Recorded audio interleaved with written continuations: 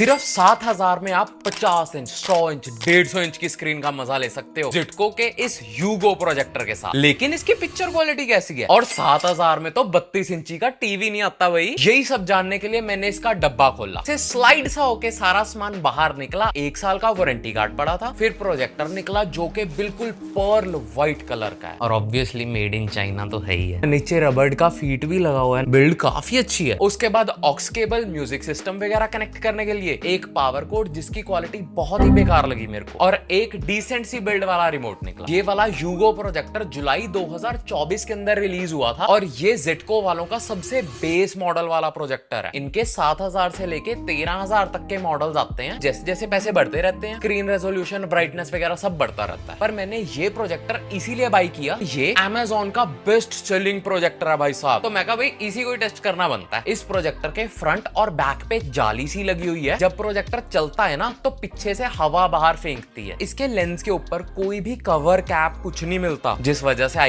ये गंदा तो होता है भाई साहब। इस प्रोजेक्टर को हम फुल 180 डिग्री तक मूव कर सकते हैं, चाहे इसको दीवार पे प्रोजेक्ट कर लो, चाहे छत पे कर लो, जैसे मर्जी। ये वाला प्रोजेक्टर एक मैनुअल फोकस वाला प्रोजेक्टर है। ये कैमरे ने जैसे खुद डिटेक्ट करा तो ये ऑटो फोकस है, पर अगर मेरे को हाथ से सेट करना पड़ रहा है कि कहां पे जाके क्लियर हो रहा है विजन, तो उसको मैनुअल फोकस कहते हैं। इस प्रोजेक्टर में भी हमें ऐसे ही इस रिंग के साथ सेट करना पड़ता है कि कहां पे जाके विजन क्लियर हो रहा है। इसके साइड पे ये कैप्स है जो खुल जाता है, इसको खोल के आप लेंस वगैरह साफ कर सकते हो अगर उसके अंदर कोई मिट्टी वगैरह चलेगी, जो कि by the way time to time करना ही पड़ता है। इसकी फिटिंग के आपको 3 ऑप्शंस मिलते हैं। आप प्रोजेक्टर को किसी भी टेबल पे सीधा ही रख सकते हो, पर उस कंडीशन में जगह वगैरह बनाना बहुत मुश्किल हो जाता है एंड हाइट मेंटेन करना तो और भी मुश्किल हो जाता है। इसीलिए सेकंड ऑप्शन है, इस प्रोजेक्टर के नीचे स्क्रू की ऑप्शन भी मिलती है, जो कि बिल्कुल ही ट्राइपॉड के स्क्रू वाले साइज का है। एक ट्राइपॉड स्टैंड पे भी फिट कर सकते हो, वही स्क्रू के थ्रू इसको दीवार पे भी फिट कर सकते हो, छत पे भी फिट कर सकते हो, क्योंकि 180 डिग्री तो ये मूव करता ही है। इसके पीछे आपको एक ऑन ऑफ का बटन मिलता है, एक HDMI पोर्ट मिलता है, पर इसके बारे में कोई इंफॉर्मेशन नहीं है कि 1.4 वाला पोर्ट है, 2.0 वाला पोर्ट है, क्या चीज है। एक ऑक्स पोर्ट मिलता है जिससे आप म्यूजिक सिस्टम वगैरह कनेक्ट कर सकते हो। एक USB का पोर्ट है, उसमें भी नहीं बताया हुआ है कि कौन से वाली USB है, और 110 से लेके 240 वॉट की पावर कंजप्शन वाला पोर्ट है। मेरे अकॉर्डिंगली इसमें 3-4 पोर्ट्स और होने चाहिए थे। एक तो LAN का पोर्ट होना चाहिए था, एंड सेकंड वैसे तो HDMI ARC या EARC का पोर्ट होना चाहिए था, बट चलो अगर वो नहीं भी है तो कम से कम एक ऑप्टिकल का पोर्ट तो होना ही चाहिए था। आई नो आप कहोगे कि 7,000 में अगला और क्या दे दे, बट स्टिल यार 7,000 छोटी अमाउंट नहीं होती। एंड इसके स्पेसिफिकेशंस बताने से पहले आपको ये चीज पता होनी चाहिए कि प्रोजेक्टर ना 3 टाइप्स के आते हैं, लैंप बेस्ड,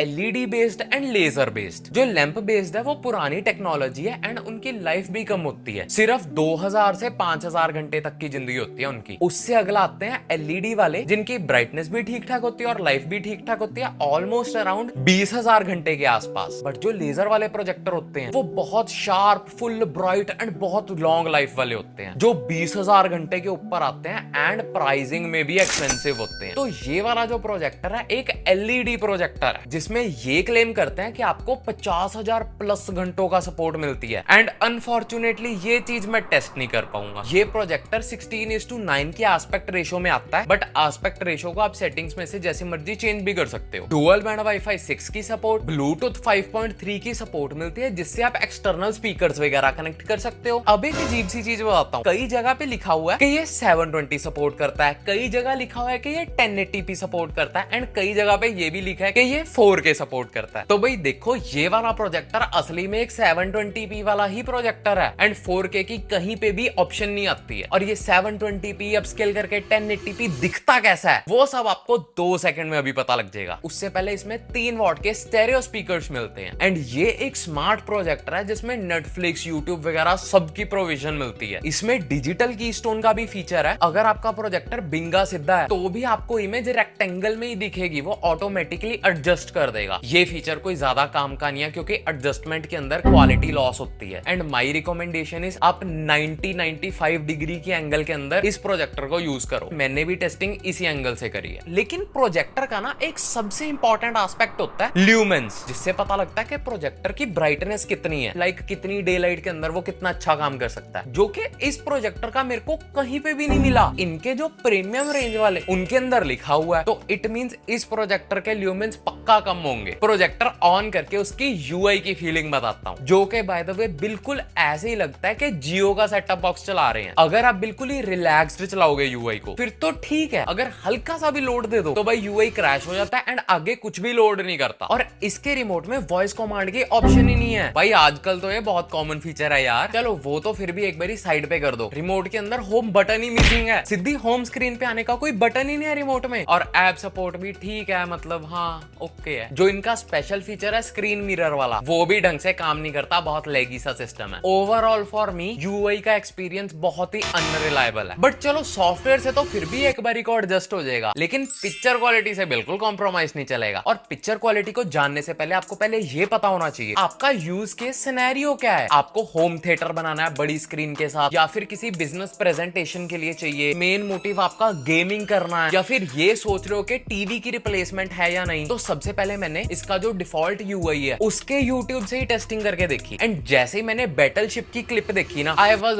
वेरी अनहैप्पी। इसके ब्लैक्स में कोई डिटेल्स नहीं फील होती, एचडीआर कैपेबिलिटीज भी कोई खास नहीं है, कलर्स बहुत ही ज्यादा ओवरली सैचुरेटेड फील होते हैं, और इसकी डिफॉल्ट यूआई की जो अपस्केल वाली प्रोसेसिंग है वो इतनी ही बेकार है कि 720 की अपस्केल करके 1080p पे तो छोड़ो, ये 720p पे भी ठीक से नहीं चला पाता। बहुत कंडीशन में 480p पे ही रह जाता है, तो क्या ही एक्सपीरियंस कर लोगे 60-70 इंच की स्क्रीन को। बट ये सब चीजें टोटली फ्लिप मार गई जब मैंने इसके साथ फायर टीवी स्टिक लगाई। मैंने 1080p स्टिक और 4K वाली क्यूब दोनों को इसके साथ ट्राई करा। ये प्रोजेक्टर मैक्स 1080p तक ही जाता है, 4K वाला बस नाम का लिखा हुआ। वो स्टिक लगाने के बाद सेम टू सेम मैंने बैटलशिप ही चला के देखी। ब्लैक्स के अंदर मेरे को डिटेल्स फील हुई, प्लस वो ब्लास्टिंग के टाइम एचडीआर कैपेबिलिटीज एंड वो ओवर सैचुरेशन भी खत्म हो गई थी। इस प्रोजेक्टर की कॉन्ट्रास्ट रेशो 5000:1 है, बट उसको एक्सपीरियंस करने का मेथड यही है Amazon की फायर टीवी स्टिक। इसके बिना इस प्रोजेक्टर का मूवी एक्सपीरियंस बिल्कुल ही रद्दी है एंड पिक्सेलेटेड भी। ऑब्वियसली ये स्टिक के बाद ना आपको कोई लैग फील होगा, वॉइस कमांड की ऑप्शन भी मिलेगी, 1080p भी मिलेगा, गुड प्रोसेसिंग मिलेगी। इस स्टिक के बिना प्रोजेक्टर में मूवी देखना इज बेसलेस। होम थिएटर बनाते हुए आपको एक बड़ी स्क्रीन चाहिए, को प्रोजेक्टर पीछे करना पड़ेगा तभी स्क्रीन बड़ी होगी, और जितनी बड़ी आप स्क्रीन करोगे उतनी ही ज्यादा स्क्रीन फेड भी होगी। मैंने इसको 40 इंच से लेके 150 इंचेस तक यूज करा, एंड ये प्रोजेक्टर बेस्ट आउटपुट सिर्फ तब देता है जब दीवार से 8 से 10 फीट दूर पड़ा हो। इतनी दूर से आपको 70-80 इंच की स्क्रीन मिल जाती है। इस कंडीशन में आप बेस्ट बैलेंस्ड आउटपुट ले पाओगे, स्क्रीन भी बड़ी, शार्पनेस भी अच्छी खासी। इससे बड़ी स्क्रीन अगर आप बनाते हो तो वो फेड होने लग जाती है। तो यही सबसे ऑप्टिमम डिस्टेंस एंड साइज है इस प्रोजेक्टर को यूज करने का। इसके ऑडियो का एक्सपीरियंस एक 32 इंची के टीवी एक्सपीरियंस से भी कम कहूंगा मैं, क्योंकि सिर्फ 3 वॉट के तो स्पीकर मिलते हैं। इनके लिए ऑडियो ठीक थी, फ्लैट थी, कोई बेस नहीं थी, हल्की हल्की फटती भी थी जब फुल वॉल्यूम करते हैं। पर रिकमेंडेड यही रहेगा कि एक एक्सटर्नल म्यूजिक लगा लो, तभी तो बड़ी स्क्रीन पे मूवी देखने का मजा आएगा। तो देखो भाई, पोर्टेबिलिटी तो इसकी टॉप नॉच है, बैग में डाल लो ओके रिपोर्ट। बट ब्राइटनेस से मैं बहुत ज्यादा इंप्रेस्ड नहीं हूँ, क्योंकि डार्क रूम में तो भाई बढ़िया है, बट अगर हल्की सी भी लाइट आ जाती है तो बिल्कुल ही फेड सिचुएशन बन जाती है, एंड अगर थोड़ी सी ढंग की लाइट वाला रूम हो तो फुल्ली फेड। ये प्रोजेक्टर ज्यादातर बिल्कुल ही डार्क रूम या हल्की सी लाइट वाले रूम के लिए सूटेबल है, एंड प्रोजेक्टर में HDMI पोर्ट हो और गेमिंग ना करूं मैं भाई साहब। मैंने PS4 को इस टाइम इस प्रोजेक्टर से कनेक्ट करा हुआ है, एंड मैं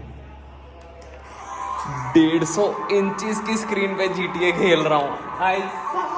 एंड सच्ची बताऊं तो बड़ी स्क्रीन पे गेमिंग करके मजा तो बहुत आया, एंड फुल ऐसे फीलिंग आ रही थी कि भाई थिएटर में गेम खेल रहे हैं। पर वो माइनर सा लैग तो फील होता है। आई थिंक मैंने स्क्रीन बहुत ज्यादा बड़ी करी हुई थी। अगर मैं वही ऑप्टिमम साइज के ऊपर 70-80 इंच की स्क्रीन पे गेम प्ले करता तो इनपुट लैग भी कम होता। ओवरऑल गेम रिस्पॉन्सिव थी, कलर्स ठीक ठाक थे, एंड मजा तो आता है भाई साहब। बट द क्वेश्चन इज, क्या इसको आप टीवी की जगह पे खरीद सकते हो? उससे पहले इसके कॉन्स तो बता दूं। तो इस पे लिखा तो हुआ है कि 1 ईयर की वारंटी है, पर यार देखो लेट्स बी रियल, ये चाइना का प्रोडक्ट है एंड आफ्टर सेल सर्विसेज का कोई आइडिया नहीं है क्या है कैसे है। एक फायर टीवी स्टिक लगा के ना एक्सपीरियंस बहुत अच्छा हो जाता है, पर उस कंडीशन में भी एक प्रॉब्लम है कि जब भी हम प्रोजेक्टर को ऑन करते हैं हर बारी इसके डिफॉल्ट रिमोट से HDMI की ऑप्शन सिलेक्ट करनी पड़ती है, जो कि भाई कभी कभी प्रॉपर सिरदर्द फील होती है। एंड अलेक्सा इस Zetco ब्रांड को कॉन्फ़िगर ही नहीं करती है। अलेक्सा के रिमोट से हम वॉल्यूम को कम ज्यादा नहीं कर सकते, तो अगर आवाज कम ज्यादा करनी है आपको प्रोजेक्टर के रिमोट से ही करनी पड़ती है, एंड एलियन बन के 2-2 रिमोट हाथ में रखने पड़ते हैं। और ये सब तो साइड पे कर दो, इसकी पावर कोड इतनी ही घटिया क्वालिटी है क्योंकि जो इसका प्लग है, चाइनीज वाला पतला सा प्लग है, इंडियन सॉकेट्स के अंदर ठीक से फिट ही नहीं होता है, कभी डिस्कनेक्ट हो जाता है, प्रोजेक्टर हल्का सा भी खिंच जे बाहर निकल जाता है, कभी कभी ऑन ही नहीं होता है। आई विल रिकमेंड PlayStation 4 की पावर कोड मंगवा लेना जो कि इस प्रोजेक्टर के साथ फुल्ली कंपैटिबल है। तो देखो भाई, ये प्रोजेक्टर कुछ भी नहीं है एक फायर टीवी स्टिक के बिना। इसके साथ आपको एक ट्राइपॉड वगैरह भी खरीदना पड़ सकता है, पावर कोड तो लेनी ही पड़ेगी। तो ओवरऑल ये प्रोजेक्टर 10,000 के रेंज में पड़ेगा। अगर आप लाइट्स ऑन में टीवी देखना पसंद करते हो, दिन में टीवी देखते हो, आपको एक छोटी स्क्रीन चलेगी पर एक स्मूदर एक्सपीरियंस चाहिए और वो हाई HDR कैपेबिलिटीज चाहिए, उस कंडीशन में एक LCD लेना। Projector is not for you, उसको दीवार पे टंगाओ, काम खत्म। अगर आपके पास लाइट कंट्रोल करने की फुल ऑप्शन है, डार्क रूम में बड़ी स्क्रीन पे मूवी देखना पसंद करते हो, 8-10 फीट दूर प्रोजेक्टर को रख के दीवार पे 70-80 इंच की प्रोजेक्शन कर सको, या फिर पोर्टेबिलिटी वाला फीचर भी चाहिए कि कहीं पे भी गए और लगा लिया, ये वाली कंडीशन में I will definitely recommend ZETCO का ये यूगो प्रोजेक्टर ले लो। ये टोटली वर्थ इट है एंड एक एक पैसे की वसूली करवा देगा। तो इस वीडियो के बाद आपने प्रोजेक्टर लेने का प्लान बना लिया या ड्रॉप कर दिया? Do let me know in the comments.